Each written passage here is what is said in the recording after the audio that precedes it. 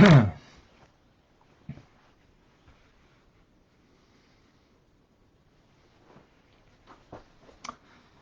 morning, or perhaps good afternoon. Welcome to Tanya Today. Whatever it is, it's today. I'm Rabbi Ronnie Fine, coming to you from Chabad and Kadeshim in Montreal, Canada, where it's a privilege and a pleasure to share with you the Tanya. We welcome Anna in Budapest, where it's actually good afternoon. And Adinia, good morning. Dam in Indonesia, welcome. Jan is in Mexico, Boker Tov. Darren in the Philippines, welcome. Michael in Virginia, Boker Tov. Liz, welcome. Eugenia in Calgary, back in Calgary, welcome. Simcha is with us in Florida. Liba and Davida in New York, welcome. Diane is still in Connecticut. And in North Carolina, John, welcome. Marjan in Atlanta. Okay. Together with my daughters. Say hello. Gary, Pennsylvania, shalom. Robert, shalom to you in Boston. And David in California, bright and early. Julie in Florida is with us. Haley wants to know if this is the right room for an argument. Yes, it is. It is. And we're going to get there. Irma in St. Martin, good morning. Tim in Texas, welcome. Benil, Benai, perhaps I got that right, I don't know. Welcome. Susan in Scranton is with us. Brad in Maryland. Eric in Norway, good afternoon. Usher is with us in Memphis, Tennessee. Ali in Florida, Boker Tov. Heather, good morning to you in Connecticut. Greg is in Bakersfield, California, bright and early. And Topeka, Kansas, I guess. Alan, welcome. Deborah in Florida. Joanne in Sylvania, Ohio. Theodore in Bucharest, Romania. Samita, welcome. Ogi, welcome. Catherine in Calgary. And Fran is in Florida. Ahmad in Morocco, welcome back. Baranga in Bucharest. Oh, we got two from Bucharest.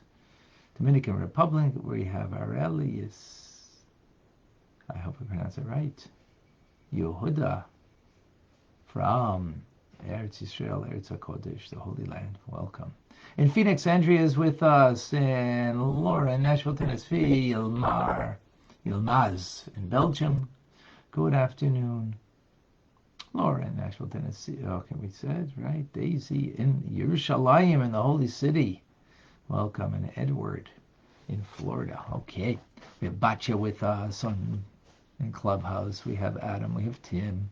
We have Celeste, Margot, Norm, Liana. We have Mare. Michelle, Tobias, Jan. Beautiful. Instagram, we have Crystal with us. Yenta Telebenta, Alcoy in Peru. Avram. Alan 770. Deborah has joined us from Montreal. Okay. We're continuing in 26th letter. Lengthy one. Very short class today, but hey, there might be an argument going on over here. And it may last. So we're discussing yesterday what is the main spiritual task that we have, what we were created for. And that is, we come from a lofty place. We come into a place that's full of klipa, a shell, a husk that covers over on the presence of God, the infinite of God. And what's our task? To take out in what's klipas noiga is a translucent shell that covers over, but there's a ray, a glimmer of goodness, of holiness, of purity. And that's our job, is to find that amongst all of the dirt, to take it and exalt it. That's a refinement. We do that in our character. We do that in the physical, right? This pen, creation of God. What does it mean, a creation of God? Well, it's plastic, creation of God. God created plastic? Yeah, it's the Word of God that's animating everything and giving vitality. That was the previous letter that we spoke about at great length. But it's being animated by klipas noiga, an admixture of good and evil, and therefore, pending on how the pen is used, right? If it's writing a slur on someone else, something, distasteful, hateful, then the vitality is being debased, not just in the person, but in the physical object, right? So our job is to take the physical world, and that's what mitzvahs are, and to take the spark and the element of goodness, of holiness, of godliness that's that's animated, is in exhale, and to find it, exalt it, and that brings a refinement to the physical world. We do that in the uniqueness. We do that in Torah too. Not just in the physical world, but the chiddush, the novel teachings here, is that we do that in Torah too. That is something interesting. How do we do that in Torah? Isn't Torah God's divine wisdom? So how do we understand that? Well, with this, we're going to understand why Jews argue so much. Why they debate. Now, argument for the sake of arguing, so I can, get my ego more inflated? No, that's not what we're talking about. Arguing so I could prove myself right? No, that's not the argument we're interested in. Arguing for the truth. Arguing for revealing the truth as it is in Torah.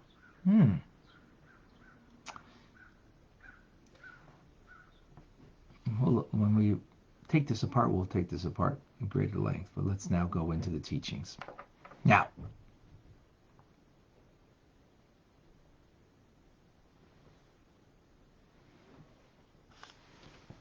so the Alter Rebbe says, based on this idea now, that the main spiritual task is refinement. Refinement not just of the physical, but even when it comes to teachings. In other words, if you look in the Talmud, lots of arguments. If you look in the codifiers thereafter, later codifiers after the Talmud, you also see a lot of debate and argument. Why is that? Is because the issue at hand was concealed, was hidden, and it needed clarification. It was hidden where? In Klippa. In other words, there was an issue that needs clarification. Why does something need clarification? Because it's not obvious. Anything that's obvious before the naked eye doesn't need any clarification. But if something is not obvious, so if there's a teachings or an adjudication in Jewish law that is not obvious, so then you need deliberation. You need argumentation in that deliberation in order to come to a clarity. Just heard yesterday from my Rosh Yeshiva of when I studied in Miami, Rabbi Shapiro. So when his teacher, and also my teacher, Rabbi Yoel Khan, of blessed memory, wrote to the Rebbe, and he started writing the teachings of the Rebbe down and to give them out. So the Rebbe asked Rabbi Yoel, who was the chief chayzer, the one who would take the Rebbe's teachings and bring them to, produce them and put them out. He asked him, do you have anybody you talk this out with, the teachings? He says, yeah, Label Shapiro. He says, yeah, but he's your student. And the way of a student is, kind of, they lean towards their teacher. He says, you have to find someone who's an ifcha mistavra, who thinks the opposite of you and will challenge. So that way you'll come out with the right, with the right teachings. Wow. Everybody wants a yes man. Everybody wants, if I say something, agree with me. That's not the Jewish way. Argumentation, not for the sake of argumentation, but only for the sake to bring elucidation, clarity. So then there will be an adjudication, whether it's in Jewish law or in Jewish teachings, ethos, whatever it is, to bring a clarity. That's what's necessary. Now, why is that? Why does that need to be done? Is because the issue at hand is not obvious. Why is it not obvious? Because everything in this world, not just the physical reality of this world, but even in the spirit, even in knowledge, even in godly knowledge of Torah, is in klipa. It is hiding, covered over the either the adjudication of the law, or just the reasoning behind it is not very clearly understood. They're not clearly understood. Why is that? Because as we explained yesterday, Torah comes from Chokhmah, divine wisdom, but that divine wisdom fell because of the Shviras HaKelim, before creation, even before Adam and Eve sinned. It fell, that divine wisdom. Sorry, one second.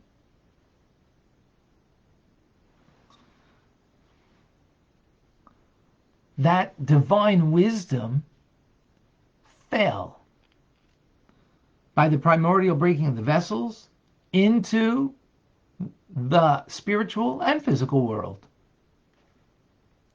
It's in a state of exile, and our job is now to remove the klipa and to reveal the teachings. Now, this is not just a klipa that is in this physical world, but the klipa, the shell, the husk that's covering over, is also in the spiritual worlds. So even to angels, this is a hidden wisdom and a hidden teachings.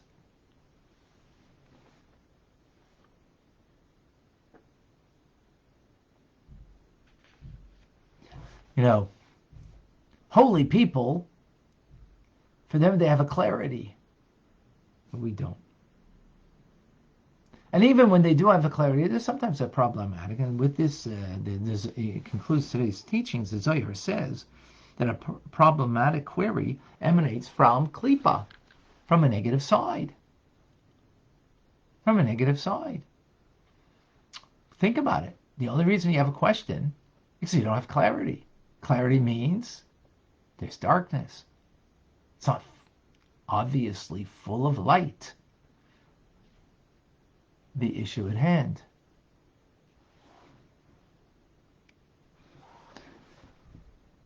It's not clear precisely. Wow. Now, that's the nature of this world. And instead of, our deal is a bitter, a refinement, a rectification of that. So generally we speak about the physical world, and that's why we engage in a physical world. Here we're talking about in the spiritual, in the world of teachings of Torah, in the spirit. So it's very important, the arguing of the idea, of any idea, and actually when we have debate here, or, someone who says something au contraire to what I'm saying, I appreciate it. Not only appreciate it, if it's honest. If it's just to, to boost your ego and by either trying to put someone down or put yourself up, then that's not an endeavor of seeking the truth. But if it is in fact an endeavor to seek the truth in whatever is being taught, and there is a problematic query, that's amazing. Even if there's something that said contrary, power to it. Why? Because there'll be a greater elucidation will come through that. Greater understanding will come. Torah will become the divine wisdom more real, more clear, more alive. And that's amazing.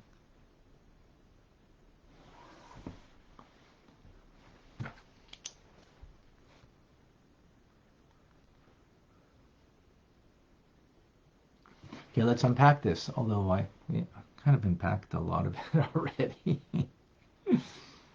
So, for example, let's give an example over here. Electricity. It's a modern day invention, right? So, how to deal with it on Shabbos, on a holiday?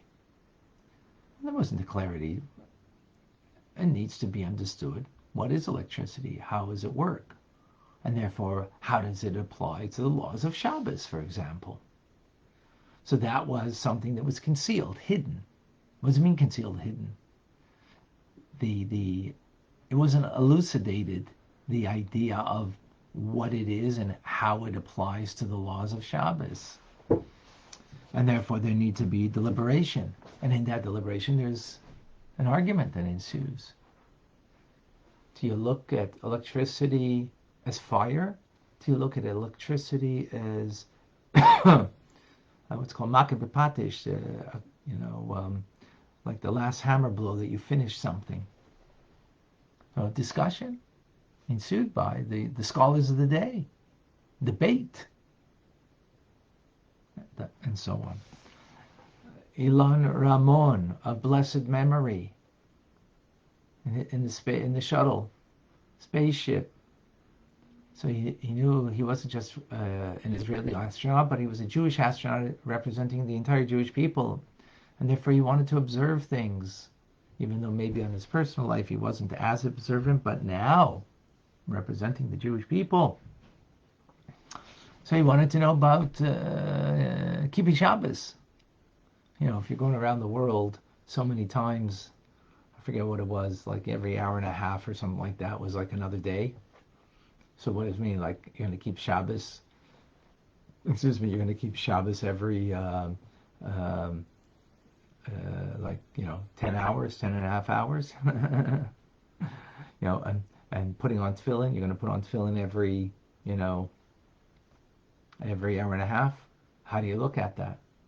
So it needed to be elucidated, deliberation, argumentation of how to understand that someone is flying in a spaceship and circling the Earth every hour and a half. I don't know if I remember that correctly. It was every hour and a half, whatever it was. But it was a question, and so many other things that are a question that need deliberation to bring clarification, to adjudicate a law.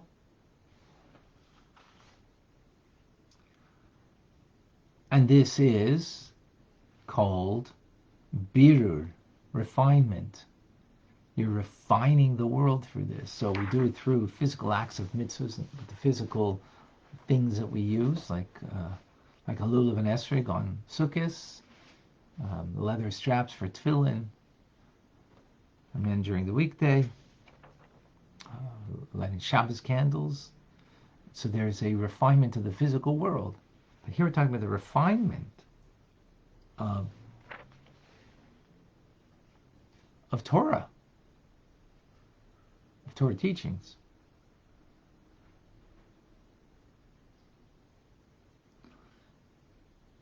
The original Rabbi who lived in the 1800s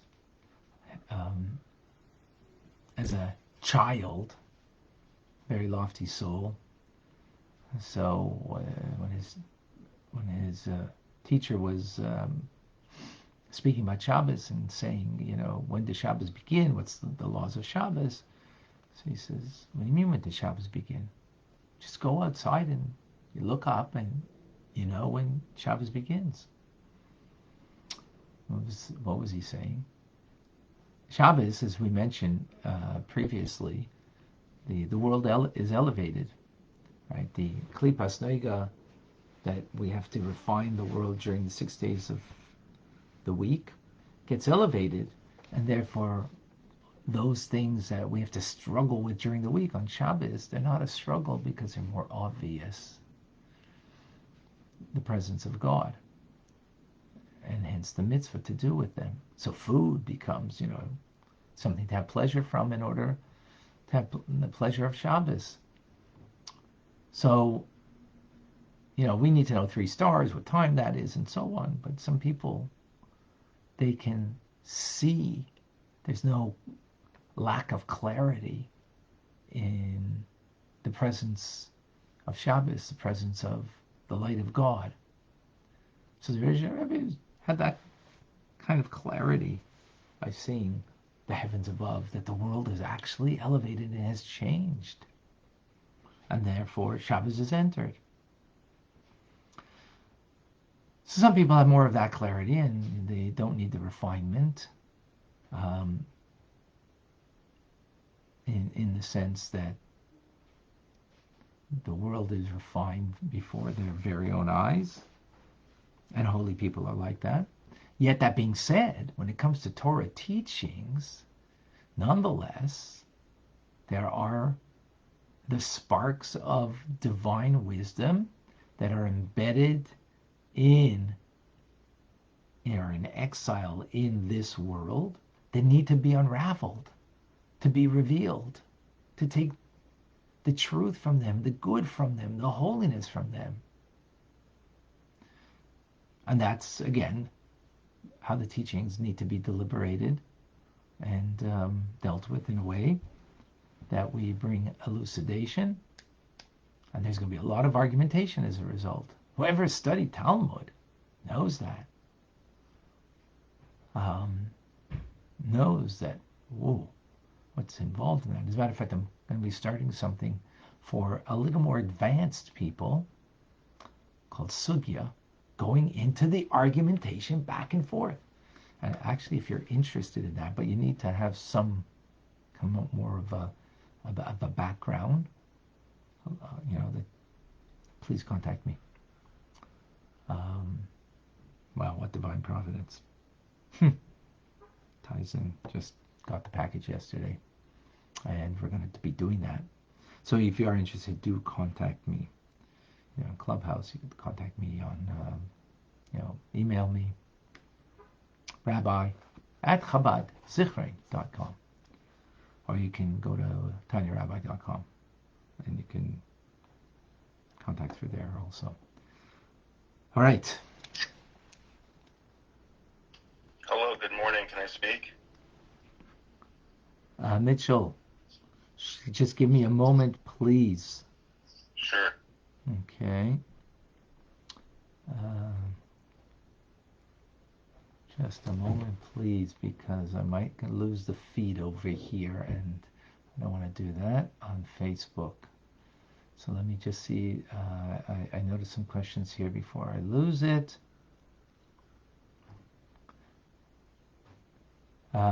David, will we be arguing in the world to come with Klipa gone and everything is revealed? There will not be the same kind of argument. That's true.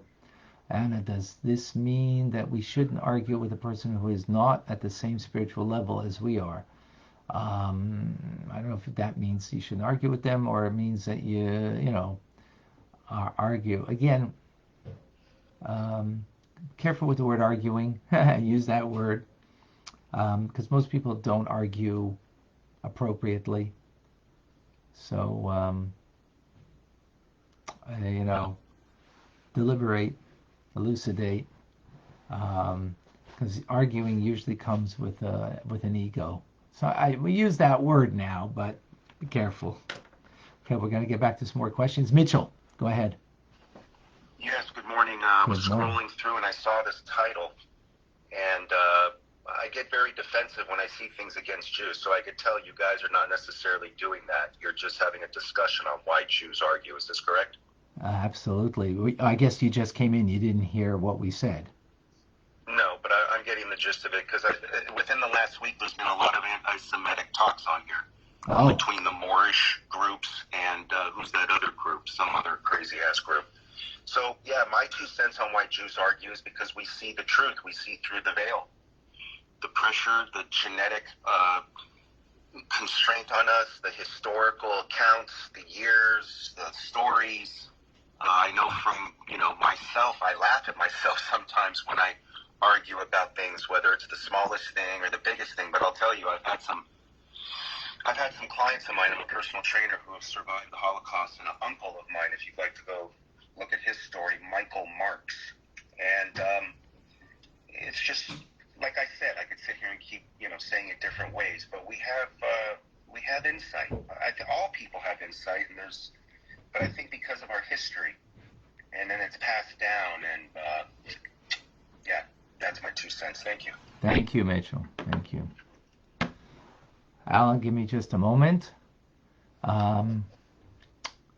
So is Klippa covering the divine sparks that we need to uncover in this world? Yes. If so, that happens when we find the divine sparks. Is the Klippa still there or disappears? So we elevate it when we use it in the appropriate way. Absolutely. Is Klippa diminished on Shabbos? Absolutely. That's what we said there. The world is elevated, and that's why the food that we eat doesn't need to have the intent as we normally would need. When the concept is elucidated to elevate it from the exile and liberate from the related sparks, do we all have the same perception of the Klippa's process, or is there a component related to individuals? So absolutely, we're going to be all on different levels. We're not all the same. So we're all going to be perceiving truth differently, right? Some will get it more, some will have it less, but absolutely there will be a distinction between people, no question about that. Alan, please share with us. Yeah, so in terms of arguing, and there are 2 things I want to bring up, is that in terms of loving rebuke, is this, I've learned and studied a little bit in the last year, in this COVID time, about, like if someone basically has a position and no matter what you say, you're not going to be able to convince them, you're really told not to really bother, just don't go there, because you'll actually be doing more harm than good. And that's something that I've learned. I just want to say one other thing here before you reflect. Is that I also, years ago as a musician, I became quite friendly with Rabbi and we performed together, and I got to know him through a lot of attending shiurim that he was giving, and with Rabbi Meir Fund in Flatbush. And I saw as a musician on stage with him and up close, I saw that there were times that people really started to get confrontational with him about things. And what was really interesting about Shlomo is that he would just nod. Mm-hmm. He wouldn't go into it. He wouldn't take the bait, basically. He was far from spineless. He was far from ignorant. Right. He was extremely bright and extremely educated, but he wouldn't take the bait, basically, and he knew basically he could see down the pike of what the value would be of engaging in the confrontation. Right. And I found it to be of incredible value, because I knew how bright he was, I saw it firsthand, and yet he wouldn't take the bait, but nonetheless, if someone said something and they were saying it from their own emes, he would nod, you know, Right. that he heard them. You know, he wouldn't basically, you know, and true compassion, that he heard them, out. You know, it was very clear from his expression that he heard them out totally, you know, but he wouldn't take the bait, and he wouldn't go into a confrontational state with people. Thank you for sharing. Thank you. Yes. So actually, in the previous letter, we had that discussion about the example from the Baal Shem Tov, that when you're in the midst of prayers and someone who is coming to be be disruptive and to be argumentative, not because they're seeking any insight or any truth, but because they're trying to cut you down. So yeah, don't take the bait and move on. Absolutely, that is correct. Because the only kind of argumentation that is a healthy one is one that you can see, and the story from my teacher, that the Rebbe said to him, find someone who is an ifcha mistavra. Ifcha means the opposites, mistavra, of reason, opposite reasoning, who sees things totally different than you. And if you can discuss it with that person, right, you'll get to a greater truth. Now, if someone is just the, ifcha mistavra because whatever, they just, whatever you say white, they're going to say black, you say up, they're going to say down, just to be opposing, that's not what we're talking about. But what we are talking about is someone who sees the world differently than you. Engage in the discussion of Torah with them, because what will happen through that deliberation, yes, it will be different points of view and argumentation, and that's what we see in the Talmud, arguing back and forth ideas. But what will come out is a much greater clarity, greater elucidation, a greater truth will come out. And when it comes to adjudicating law, especially, that's so crucial and important. Rabbi, yes. I just want to add something, is that, because I see a lot of this confrontation happening on Clubhouse all the time, and it... Right. But, and people, especially Jews, are trying to kind of figure out, just how do we respond.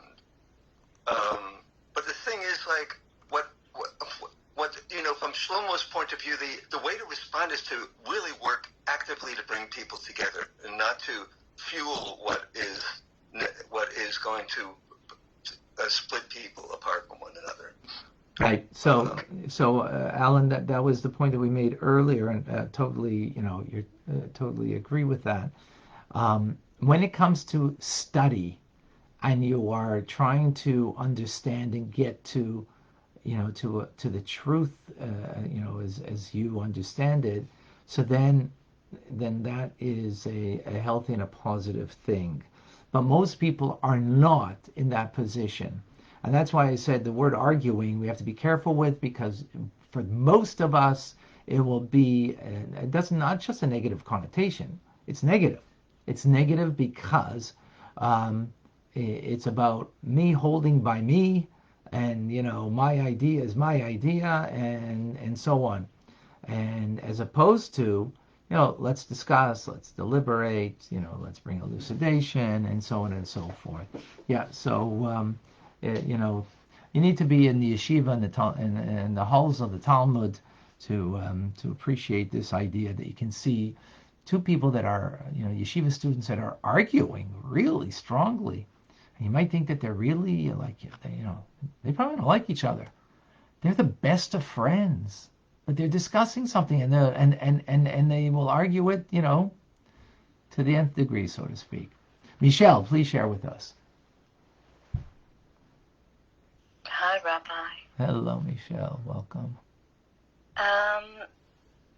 Yeah, Judaism has got it right, I think, because our religion encourages us to ask questions and to have debates. And these things actually help a child's development and help them become well-rounded human beings. I led the debating society for many years in my school, and I've encouraged my son to do the same. That's what we do. Arguing for revealing the truth. How much fun is that? But we have to remember that calmness and respect is a must when having a healthy argument, because once you lose one of those, you lose the argument, because the other person has lost interest in listening to you. Well so that's said. very important. Well there said. is a technique to arguing. That's what I'm saying. Well said. Thank you for sharing that. I just want to say one more thing about us Jews. What I find funny is that even when two Jews agree with each other, they still argue out why they're agreeing with each other. Good one. That's what makes us special, Rabbi. Right. Actually, you know what? When two Jews come together, so how do they greet each other? One says, Shalom Aleichem, peace upon you. And the other one answers, Punkt Verkehrt, the complete opposite, Aleichem Shalom, upon you, peace. The opposite. What's going on? What's going on over here? So you say Shalom Aleichem, so say the same thing, Shalom Aleichem. No, we say the opposite. So, so that's a cute thing that, as two Jews coming together, just in greetings are already saying the opposite, right? Truth is, it's a much more deeper, proper idea, as everybody's brought out here, Alan and Michelle, you brought out, and we brought out here. Shalom, name of God, the name of God should be upon you. Peace should be upon you. The name of God should be upon you. So you're starting off with God, and then it should be upon you. That's from up, down. And then from down up, Aleichem, which is, right, Shalom, that on from down up, that from to you should be peace, should be God upon you. So it's taking it from different dimensions, seeing it from up, down, down, up. In any case, more coming. Folks, this has been a great time together, as always. I'm Rabbi Ronnie Fine, coming to you from Chabad Zechen Kadesh in Montreal, Canada. It's a privilege and a pleasure to share with you the Tanya. Have a wonderful day, a good Erev Shabbos, a wonderful Shabbos. Lech Lecha. Wow, we live this whole week with Avram Avinu, and we should have a wonderful Shabbos. Be well.